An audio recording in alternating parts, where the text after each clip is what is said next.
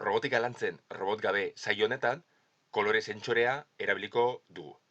Robotaren konfigurazioan ikus dezakegunez, hirugarren portura konektatuta dago. Simulatzailea irekitzen badugu, ikusiko dugu gure programaren helburua robota abiapuntutik hasi eta berdera arte ailegatzea izango dela alde batetik, eta beste alde batetik abiapuntutik hasi eta marroira arte ailegatzea. Fisikoki kolore sentsorea hau da. Funtzionatzeko 3 modu ditu. Kolore modua, 7 kolore ezagutzen ditu, beltza, urdina, berdea, horia, gorria, zuria eta kolorerik gabea. Koloretako objektuen sailkapen bat programatzeko edo kolore gorria detektatzen duenean gelditzeko erabiltzen da.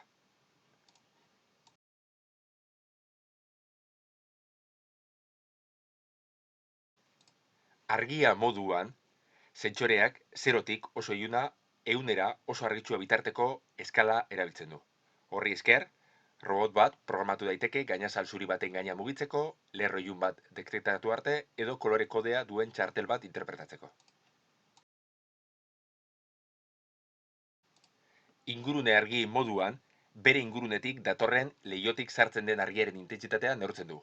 Adibidez, eguzki argia edo linterna baten sorta, 0 oso iluna eta 100 oso argitsua. Programan jarri dugun baldintzaren arabera, gure robota abiapuntutik irten eta berdera iristen denean, gelditu egingo da.